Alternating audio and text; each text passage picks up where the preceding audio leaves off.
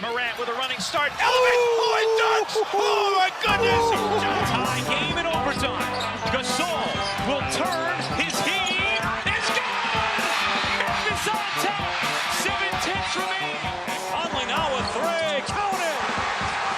A 15-point lead for Memphis. And Blake Griffin gets into it on the floor with Randolph. Hard to tell if there are any punches being thrown under there, but Griffin took acceptance. Adams going long. Morant. He hit it. John Morant, insanity. You gotta be kidding me. Welcome to Grits and Grinds, a Memphis Grizzlies podcast. My name is Keith Parrish. The NBA draft is over. The Grizzlies used both of their picks in the second round. They took Jaylen Wells and Cam Spencer as they attempt to bolster the shooting on the roster and to further complement Zach Edey. On this episode, I'm going to talk about those second round draft picks. I'm going to reflect a little further on the selection of Edey now that I've had some time to digest it, and also look at the state of the Grizzlies roster after the draft. But before we get there, just a reminder, if you want to get an extra monthly episode from me, you can get that at patreon.com/fastbreakbreakfast. If you join the listener community at Patreon, you also get to be a part of the Grizzlies Slack channel. That is kind of like Twitter without the riffraff. I'm in there with other passionate Grizzlies fans discussing the team around the clock. Also, if you join my Patreon, you can play in my fantasy basketball and football leagues when the time comes. So if you like my podcasts and videos, consider joining patreon.com/fastbreakbreakfast. All right, before I talk about Jaylen Wells and Cam Spencer, let's start with the main course, which is thinking a little bit more about Zach Edey. I think as a fan, once your team makes a draft pick, you then maybe go into like pure fan brain. And I think it's natural to start looking for the extreme upsides of a pick. And that's led me to watch a ton of highlights of Edey and get excited about all the things that could happen. I've also sought out some supporters of Edey to read their opinions. These are like pre-draft opinions, to hear what they had to say, because mainly what I was hearing was a lot of the detractors. One of the favorite things I found, one of the most optimistic takes, was from this guy, Matt Powers, who works for the draft scouting site Swish Theory. He had Edey at the top of his big board. And I know this is basically just confirmation bias, where I'm looking for the positive things, but I don't care. I'm excited about how optimistic he was about Edey. He's saying that Edey has what he calls unprecedented strengths in the low post. He just talks about how the domination that he had in college, some of it he's going to be able to replicate in the pros, because in college he was constantly facing double and triple teams. That will not be the case in the NBA. A lot of times he's going to have single matchups and he's going to be able to score most of those times. He also highlights the swing skills, and this is something I said last episode, where the passing is going to be key. He highlights how Edey was a solid passer in college, and if he continues to show those passing skills in the NBA, he's going to be, again, the adjective I keep using is dominant. He's going to be a dominant force in the NBA, and that's the reason that Matt Powers had Zach Edey as his overall number one player in this draft. So that kind of stuff, obviously, it gets me excited, and I do think the Grizzlies will be able to maximize Edey's game with their roster and with the existing talent with Ja Morant and Desmond Bane and Jaren Jackson Jr. specifically. Another thing about Edey's game, which was in my notes for last episode that I meant to mention, was one thing I did really like about Edey. A thing I do really like about Edey is the fact that not only does he get fouled a lot and draws a lot of fouls, but he's a solid free throw shooter. Just the fact that he's not a negative free throw shooter, I consider that to be a big strength of Edey. So I don't know if Edey ends up in the opening night starting lineup. I would think yes. I mean, it feels like that's where we're headed. But I don't know if he ends up being like a 25 to 30 minute guy as opposed to like maybe closer to a 20 minute a game guy. But I do think he's going to have an impact immediately. Also, I guess I should specify a couple of things I got incorrect in the rapid turnaround from the draft to that episode coming out. I repeated a stat from Jonathan Wasserman of Bleacher Report. I corrected this stat in the comments of the YouTube page. He said this thing that actually took off about Zach Edey having 0 transition points last season in college basketball. I said, quote, that seems incomprehensible. Yeah, that's like impossible. That's not true. Thanks to Adam, Grizzlies Film on Twitter and one of my Patreon supporters, he let me know that according to Synergy, Edey had 24 transition points last year on Purdue, which, by the way, is not good. It is the 0th percentile, according to Synergy. Some people pointed out that's just because of how Purdue played. That's fine. But maybe Edey will have not as much difficulty getting up and down in the NBA as that incorrect stat led folks to believe. Also, I misspoke last episode. I edited it out once I discovered my error. I said he was 7'2". No, he's 7'4". And with shoes, he's even taller. So the Grizzlies got their guy with Zach Edey to bolster the front court. And then in the second round, they had the 39th pick and the 57th pick. And with the 39th pick, they took Jaylen Wells out of Washington State. He is 20 years old. He has decent size, 6'7", 6'8", around there. He is just all about the shooting. Kind of an interesting story for Jaylen Wells. He was a D2 player, and then he ends up at Washington State, and he did not start until midway through last season, but as a starter, he excelled. Some blurbs about him. This is from Chip Williams, who's a Grizzlies fan and big draft buff. He described him as a 6'8" movement shooter who shot 42% from 3 on over 10 attempts per 100 possessions. Well, there you have it. I like hearing that. Also, Chip points out that he shot 80% from the line. Like many people, once this pick was made, I go watch some highlights on YouTube, and he indeed does have an awesome looking jumper. I feel like the jumper is slightly reminiscent of Trey Murphy III. Just a beautiful jump shot. I think one of the things that was highlighted about him and his shot is he took a lot of deep threes. Wasn't just like nestled up right at the college line.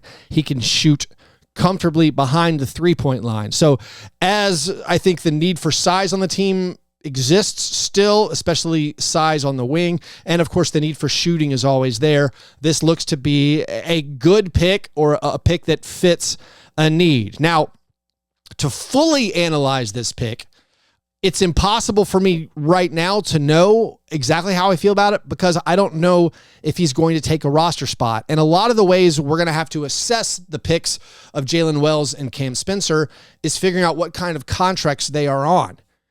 If Jaylen Wells goes on a two-way spot, I love it, because that keeps a roster spot open for a proven NBA player. It lets us add somebody either through a trade where you bring back more players than you send out, or through free agency.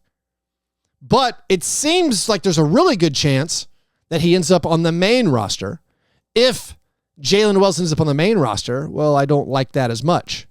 I feel like the main roster, again, should be used on proven NBA players, especially when you consider where we are in our competitive cycle.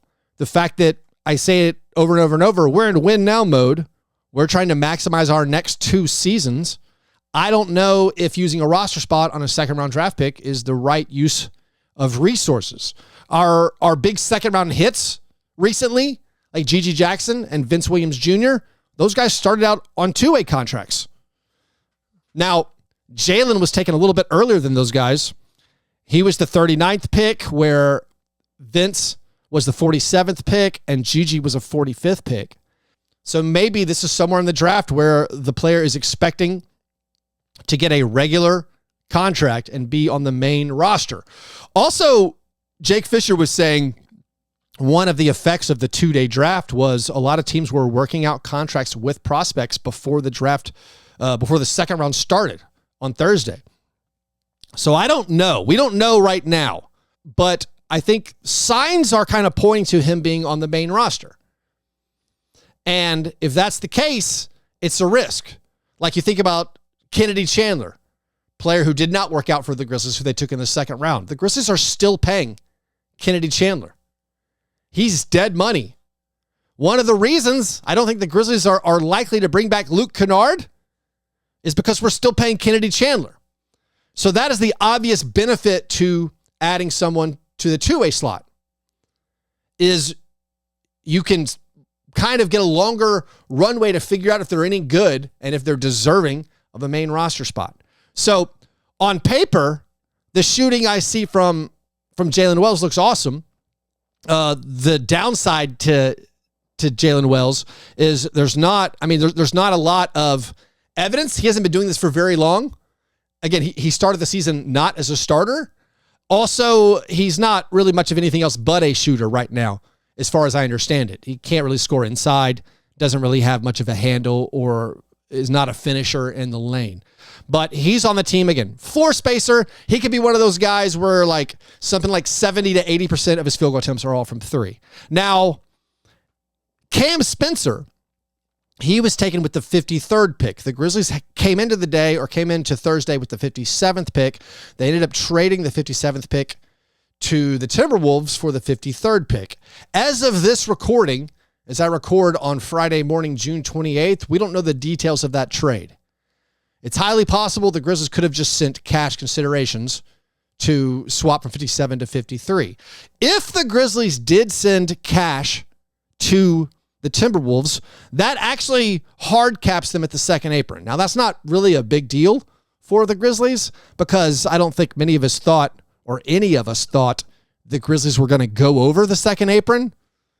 But also we could dream that they were going to pay tons of money for a super competitive roster.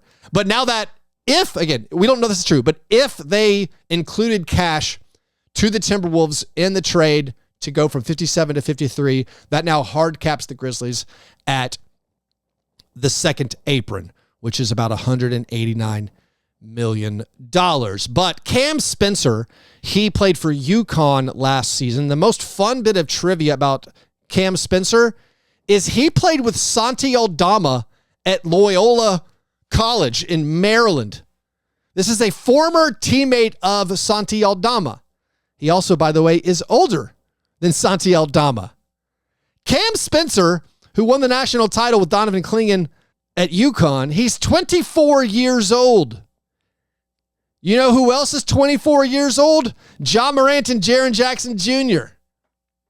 So Cam Spencer, not only is he older than Santi Aldama, he's 2 years older than Zaire Williams. He is older than Jake LaRavia. He's older than Vince Williams Jr. But he's a shooter. He is a guy, I think when you look at him, maybe it's shades of Sam Merrill. That is the ideal outcome for Cam Spencer. Now, I do think Cam Spencer is going to end up on a two-way contract. The team has a team option for Jordan Goodwin's two-way contract. I think we can assume Jordan Goodwin is going to be gone. They signed Scottie Pippen Jr. to a 2-year two-way deal. Scottie Pippen Jr. is an asset for the Grizzlies on that two-way contract, so I feel very confident saying Scottie Pippen Jr. is going to be on a two-way contract for the Grizzlies next year. Some people keep saying we should promote him to the main roster. No. We have him signed to a two-way contract. We're not going to need Scottie Pippen Jr. in the playoffs. If we do, that means something went horribly wrong. That means Ja Morant is hurt. So Scottie Pippen Jr., great asset to have on a two-way contract. Trey Jemison, he signed, according to SpotTrack, he signed a 2-year, two-way contract as well. I think when you look at the depth chart right now, not saying it's finalized, but let's be honest, it could be pretty close to being finalized. I think you still want to keep Trey Jemison to have some front court depth. So that would support the theory that Cam Spencer is going to go on a two-way. He would take over the two-way spot that Jordan Goodwin had, and then we can maybe guess that Jaylen Wells would go on the main roster. That would allow the team to keep Scottie Pippen Jr., to keep Trey Jemison, and then Cam Spencer.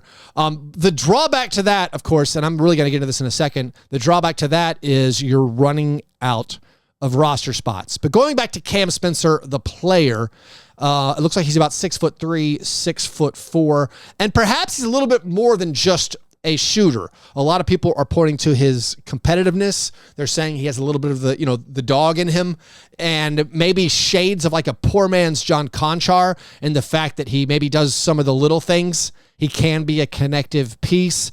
I am a little skeptical of those types of things. Not, of course, because I know much about his game. I just look at the fact that he was a 23-year-old playing college basketball on by far the most talented team. And because of that, I guess that makes me slightly a skeptic towards he can do other things besides shoot. But the shooting, again, the shooting skills are absolutely fantastic. And like I said, I think Sam Merrill is the good outcome here. And you could ask yourself, like a guy like Sam Merrill, do you need someone like that if you have Luke Kennard on the roster? No, of course, is the answer. What need do you have with like a Sam Merrill if Luke Kennard's on your team? You don't. But this is what you're hoping for when you take a guy 53rd and you get him on a two-way contract and he's a shooter.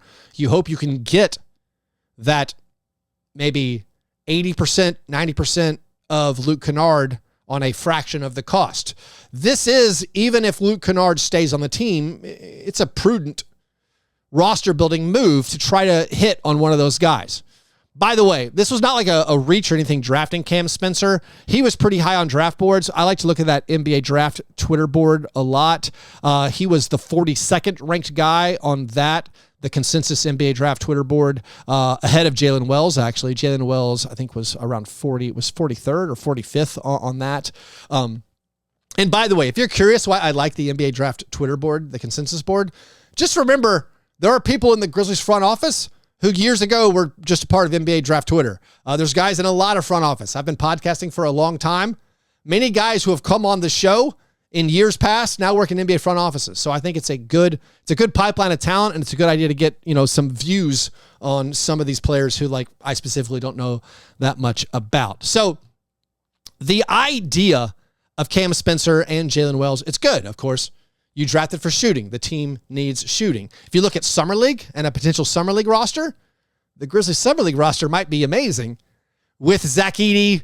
And if we assume Scottie Pippen Jr. plays and Gigi Jackson plays a few games, and then you surround Edey with this shooting, 24-year-old Cam Spencer and sweet shooting Jaylen Wells, that is all very nice. Now, when we look at the roster, though, and we look at the fact that they took 3 guys in this draft, we knew they were going to take somebody in the top 10 outside of a blockbuster deal, and that person was going to be on the main roster. This is something we assumed and we're totally cool with. When I looked at the second round, though, coming into the draft, my hope was neither one of those players would be on the main roster, because my stated goals for this offseason, you could boil it down to, we need players better than the last 5 guys on our current roster. We need players better than Zaire Williams and Jake LaRavia and Santi Aldama, and of course, Derrick Rose. Now, it's unreasonable in my mind to expect someone taken in the second round of this year's draft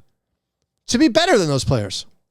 So I get a little bit concerned when I think about Jaylen Wells taking up a roster spot. Now, let's assume Jaylen Wells is going to get a regular contract and be on the main roster. If so, he's the 14th player on the roster, meaning there's 1 open roster spot, and that does not include Luke Kennard. You could assume your starters are John Morant, Desmond Bane, Marcus Smart, Jaren Jackson Jr., and Zach Edey. I mean, maybe Brandon Clark starts and not Zach Edey. Maybe Vince Williams Jr. starts and they finally move Marcus Smart to a 6-man role. But whatever. Those 5 guys, they're 5 of our best players, assuming Edey can step right in and handle the load.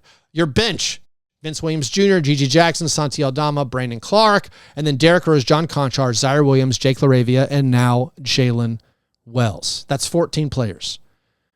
Those contracts, this is very important, those contracts, as best I can calculate it, those are going to get you somewhere near $165 million when you add them all together and you include that dead cap hit of Kennedy Chandler. The NBA luxury tax line is $171 million. So that means they're $6-7 million away. My numbers could not be totally accurate. They're ballpark accurate. but they're about $7 million away from the luxury tax line. Do you think they're going to pick up Luke Kennard's option and go into the luxury tax? I do not. Also, as best I can tell, and as best the numbers on SpotTrack show me, if you pick up that Luke Kennard option, you go into the first apron. You're just a little bit into the first apron. They're not going to do that. Can you get Luke Kennard back on a contract that keeps you out of the luxury tax? No. There is no way that Luke Kennard takes a contract worth less than $7 million a season. Now, I believe Zach Kleiman would be fine with bringing back Luke Kennard and going into the luxury tax if he could get Luke Kennard for like less per season, like $10 million a year, 2-year $20 million, 3-year $30 million, last year team option, last year partially guaranteed, something like that. But I don't think it's likely. And I think also one bad thing in my mind about the Grizzlies giving Jaylen Wells a guaranteed contract, which we don't know if that's going to happen still. They could get rid of Trey Jemison and Jordan Goodwin and give Jaylen Wells and Cam Spencer both two-way spots. That's what I hope happens. But if they don't, we've now opened up the avenue to the thing I've been calling my worst-case scenario for a while. And I think if it was a doomsday clock, we're getting pretty close to midnight on them doing what I would call cheaping out. And actually, let's get more into that right after this break. If that's not a tease, I don't know what is. Underdog Fantasy is a unique gaming experience. It's a way to play fantasy sports for cash. I've been playing Underdog Fantasy for over a year. You can pick higher or lowers. You can play daily fantasy against your friends. You can do best ball tournaments. They have every single sport. I love it for the NBA. Also, I really enjoy it for the NFL, which is coming up in not too long. If you want to try out Underdog Fantasy, use my promo code FBBF. That's FBBF as in Fast Break Breakfast. If you use my promo code, they will match your opening deposit up to $250 plus give you a free pick. So if you want to play fantasy sports for cash, it's a great time to try it out. Again, use that promo code FBBF or click the link in this episode's description, and Underdog will match your opening deposit up to $250. All right, so I was talking about the Grizzlies' basically full roster. I think the big question after the second round of the draft is how close is the Grizzlies roster to being done? If you have 14 players under contract, which is making a big assumption about Jaylen Wells being on the main roster, if you have those 14 players under contract, you have one roster spot left. Even if you pick up Luke Kennard, it's unlikely because that would take you into the first apron if you guarantee his full contract. So they're not doing that. Another drawback to going into the first apron, even if you say, Robert Perry, just spend the money.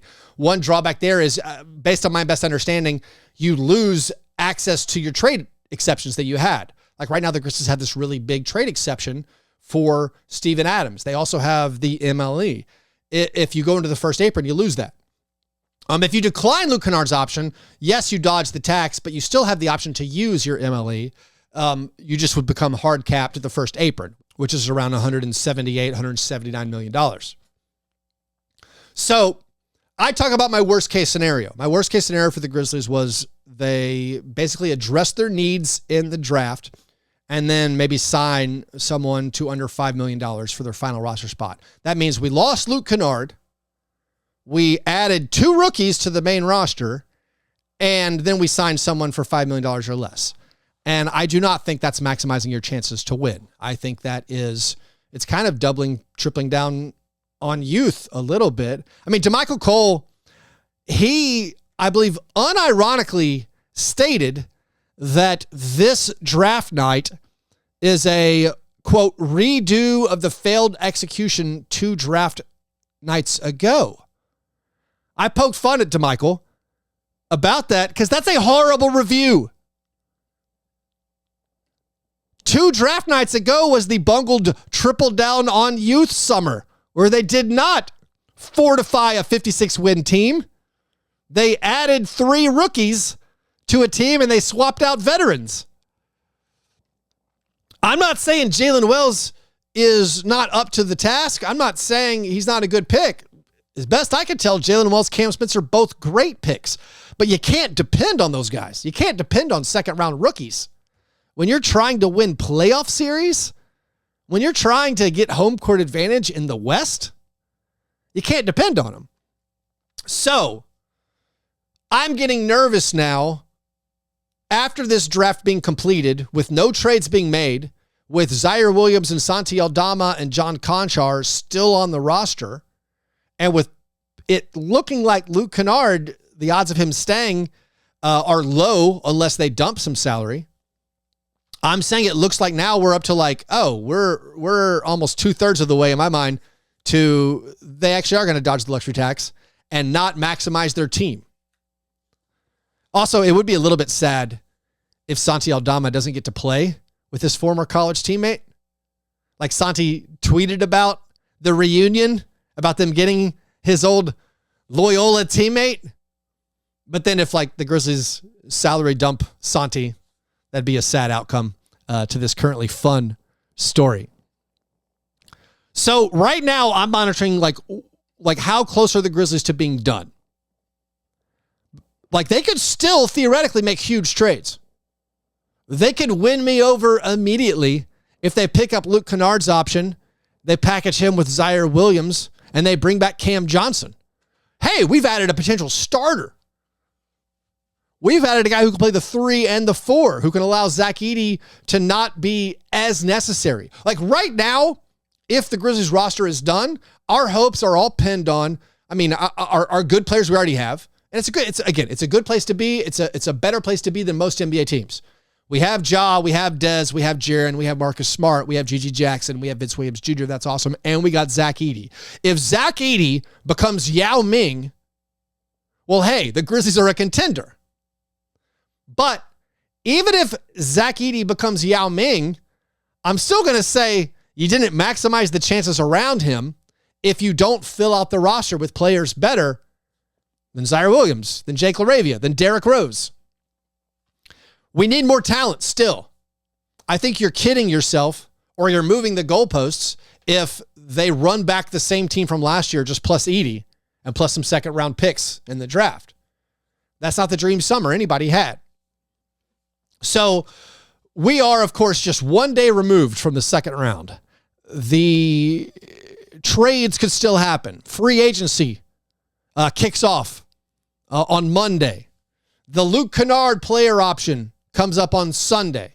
So things are going to happen. I just, when I laid it out beforehand, said, I'm worried this is the route they're going to take. They're going to draft some guys, sign a guy making the minimum or like under $5 million a season and call it a day and dodge the luxury tax. And I would be very sad because to me, it would show that they're not actually competing. Am I getting worked up about nothing? Probably. But hey, my podcast, I like talking about the Grizzlies that way. Other thoughts about the draft. Oh, some people have mentioned and keep bringing up the idea of retaining Lamar Stevens. I haven't talked about it in a while, so if you missed it, my analysis is there's basically no way Lamar Stevens comes back to the Grizzlies. I think with that final roster spot, if the 14th spot goes to Jaylen Wells, if Luke Kennard is gone, that final roster spot is going to go to either a ball handler, a shooter, or a big. I think all of those things would be good. Preferably a shooter with size, preferably a ball handler with size, or a big. Lamar Stevens is not one of those things. They do not need an undersized 3/4 who likes to shoot the basketball, who isn't very good at passing. I liked Lamar Stevens and how hard he played. I do believe he has that dog in him, but there's almost no chance that Lamar Stevens returns to this roster. I don't think he's in consideration for a roster spot. So in conclusion, I'd say about the Grizzlies draft, I like it a lot. Zach Edey, okay. You can say you won me over. I'm ready to try it. But Zach Edey plus getting flyers on shooters in the second round, great. It fulfills an actual need. But as a contender, as a team that's hoping to keep pace or to try to catch like the Celtics and the Knicks and the Thunder and the Mavericks and the Nuggets and the Timberwolves, you can't just say, hey, we needed shooting and a big, and we got that in the draft. Default, rookies don't contribute. Even someone as unique, and maybe like Edey is that exception to the rule. Maybe Edey, immediate day one impact. But like we're depending on him to replace proven, solid, good NBA players. I hope everyone who says he's a Steven Adams with better offense, oh my goodness, I hope you're right. But right now, I think roster spots need to be going towards proven NBA players who we know we can help. And the Grizzlies still have a lot of work to do on their roster.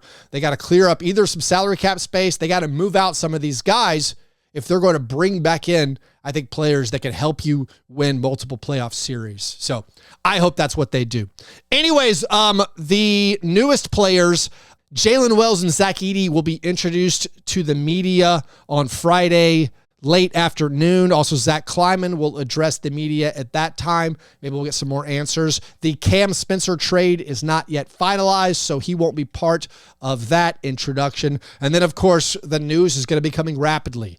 There's going to be that player introduction. We're going to get some quotes from Kleiman. Then, of course, over the weekend, you have the Luke Kennard player option or team option coming up. Then, of course, free agency starts, and there will be lots of moves across the NBA that will definitely affect the Grizzlies. So make sure you stay right here. Make sure you subscribe to this channel so you don't miss any of the episodes. Anyways, thanks so much for listening. If you want a bonus episode, I did one earlier this week about the Mikal Bridges trade. Also talked about some other Grizzlies adjacent stuff like trading for some of the Nets players. You can get all that stuff at patreon.com. Thanks so much to everybody who's already signed up and is a member over there. Anyways, hope you guys have a great day. I'll talk to you soon. Go Grizz.